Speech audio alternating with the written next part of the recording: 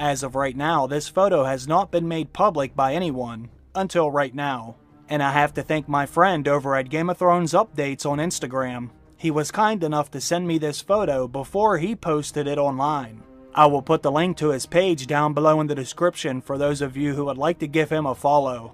He reached out to me just a few hours ago and he said he wanted to send me a photo that was taken from the set while they filmed Game of Thrones Season 8. He knows someone that works for HBO and they took this photo and they sent it to him. Before I show you this, I must give you a disclaimer first. I do not know how real this is, but you can definitely tell who this is in the photo, and if he's right, this will be arguably the biggest scene in Game of Thrones history, but I will let you all be the judge of that. Take a look at the photo right here. That is Jon Snow and Daenerys Targaryen. According to this source, he says Jon Snow will kiss Daenerys Targaryen in this scene. Then he will plunge his sword into her heart. It could possibly be a fake, but then again, maybe it's not. Just take a look at the way the actors are standing.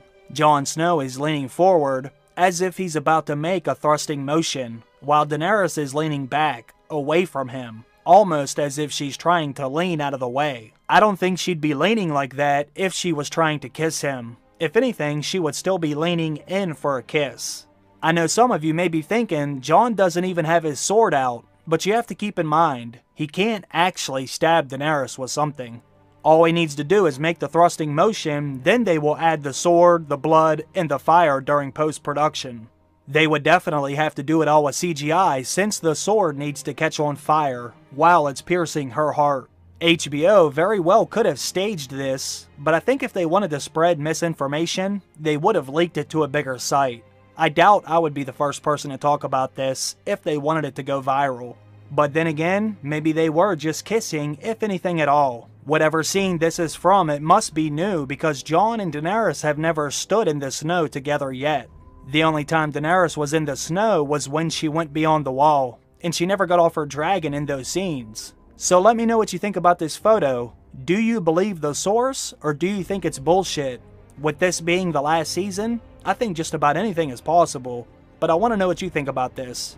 If the source is true, that means Daenerys dies and Jon Snow is Azor Ahai, and this could reveal the ending of Game of Thrones. But now I want to move on to the Game of Thrones Season 8 plot leak. A few days ago I read Season 8 Episode 1, so now I want to read Episode 2.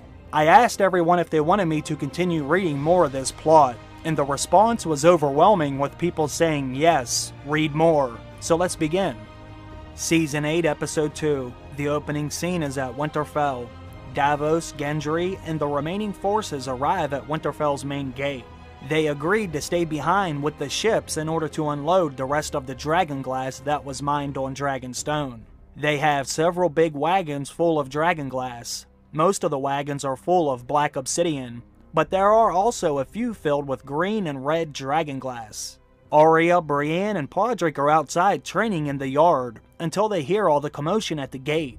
They see all of the wagons of dragonglass being brought into the center of the courtyard. As they are watching this, Arya and Gendry spot each other from across the yard. Arya can't believe who she is seeing. Arya and Gendry meet halfway, and they embrace for several moments. They both seem to be at a loss for words. They didn't expect to see each other again. In fact, Arya says she thought Gendry was dead. She says she didn't trust that red witch that took him. Gendry looks at Davos and says, "I would be dead if it wasn't for him." Gendry says he knows why the Goldcloaks wanted him so bad. He is King Robert's bastard son. Davos says that's exactly why Gendry is here. He was born to carry a hammer, just like his father. Gendry will be working in your forges now, preparing weapons for the wars to come. Arya seems pleased by this. Arya says she used to recite Melisandre's name every night before she went to sleep. Arya says if I ever see Melisandre again, but Davos cuts her off. Davos says, I will kill her. The next scene is in Volantis, and there is a large group gathered outside of the Red Temple of R'hllor. Melisandre, Kinvara, and several others are standing at the top of the steps overlooking the crowd. Melisandre begins to say there is a darkness falling over Westeros, and soon it could cover us all. R'hllor has placed me here for one purpose, and one purpose only, and that's to end the darkness. Melisandre says, I have already brought ice and fire together. I have met the prince who was promised, and he will be the one who leads the fight against the Great Other. I have seen it in the flames. Every time I look, all I see is snow. The crowd begins to erupt. Some people start chanting Daenerys Targaryen, the Dragon Queen. Kinvara steps forward to silence the crowd. She says, Prince or Princess, it doesn't matter now. Melisandre is right. The Great Other is here. Ice and fire have been made as one, and they will fight together. But we all have a part to play in the Great War. They cannot fight this alone. We must go to Westeros and help them. All of us. In the next scene, the aftermath at Castle Black will be shown. All of the whites that came were burnt. Castle Black is in ruins. Everything had to be burned in order to stop the attack of the whites. Lord Commander Ed was killed during the attack, along with 95% of the remaining men that were still guarding the wall here. Beric Dondarrion burns the bodies with his sword.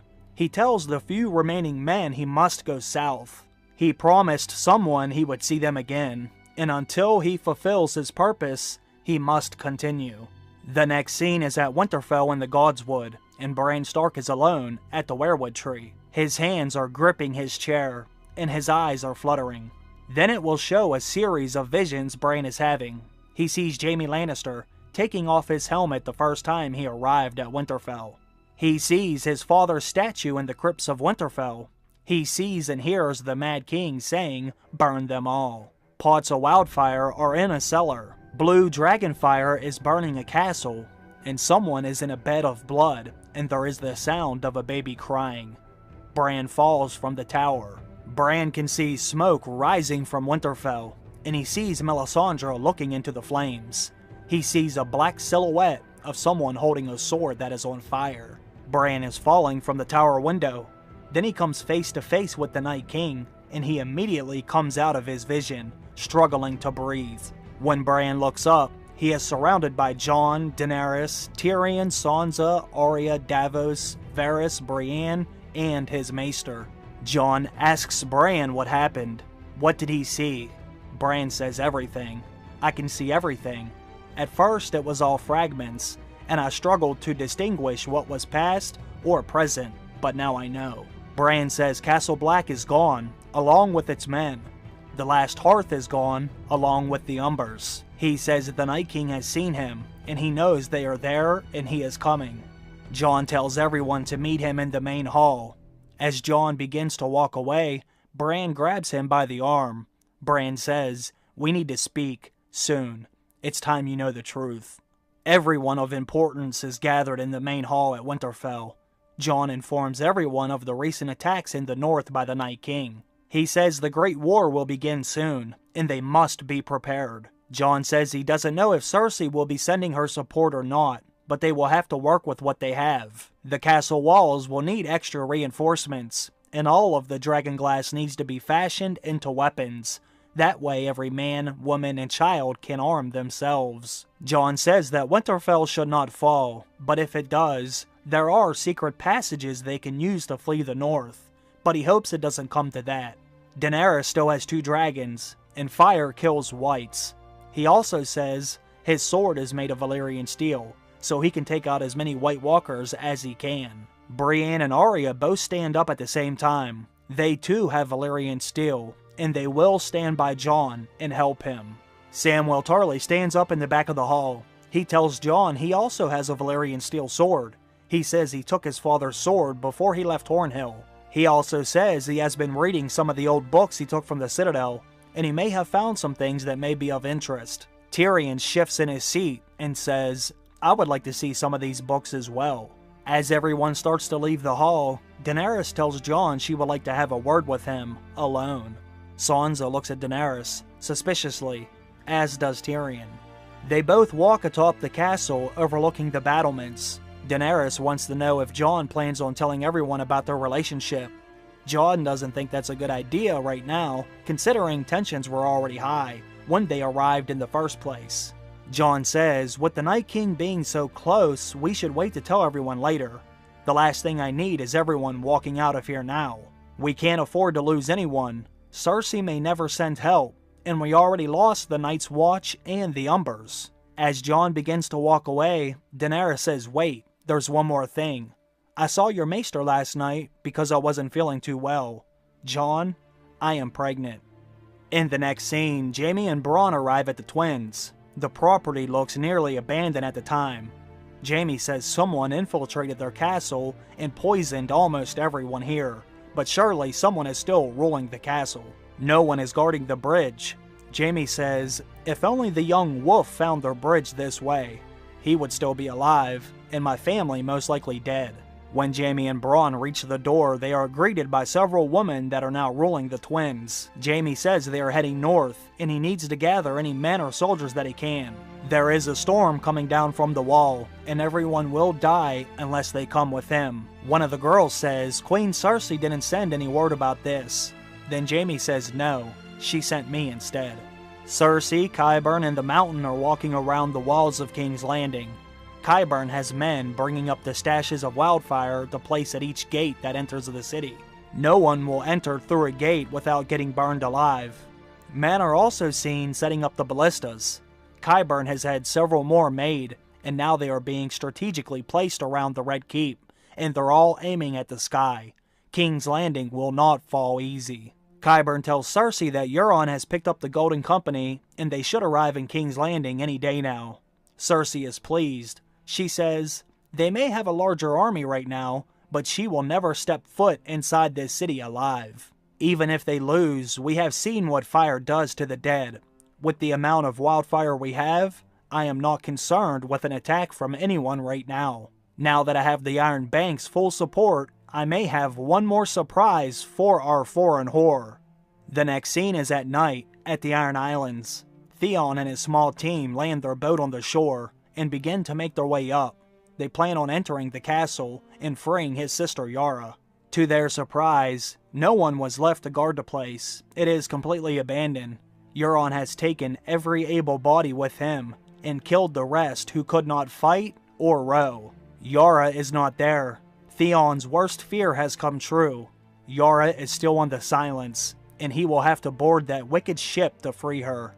The next scene is on the Silence, and Yara is down below, and she's covered in blood, with most of her hair cut off. She's tied up, but she's not gagged. Euron enters and begins laughing maniacally at her. He begins to taunt her by telling her she will die on this ship. He says Theon will never have the balls to attempt to get her back, and if he does, he will hang them both from the front of his ship. Then he leans down and says, "Tell me, Yara, who is your king?" Yara doesn't say a word, and for a few moments, it's silent, until Euron begins laughing again, and he hits Yara with her own tongue. Yara begins to cry. Sam, Bran, Tyrion, and the Maester are looking over everything he took from the Citadel. Sam says he has books and scrolls about the Long Night, the Others, the Children of the Forest, and much more, but he can't make sense of it all. Tyrion picks up the book that was already open about the Long Night. He starts reading it aloud. It's about Azor Ahai and his sword called Lightbringer. Tyrion is intrigued. He says it reminds him of something Melisandre once said while she was at Dragonstone. Melisandre said the prince who was promised would bring the dawn, yet Missandei believes it could mean princess. Bran says it sounds similar to the stories old Nan used to tell him about the last hero, the man who would lead the fight against the dead. The Maester says, where do you suppose we find such a man with this magical sword? Sam and Tyrion both look at Bran, and Bran says, take me to the weirwood tree.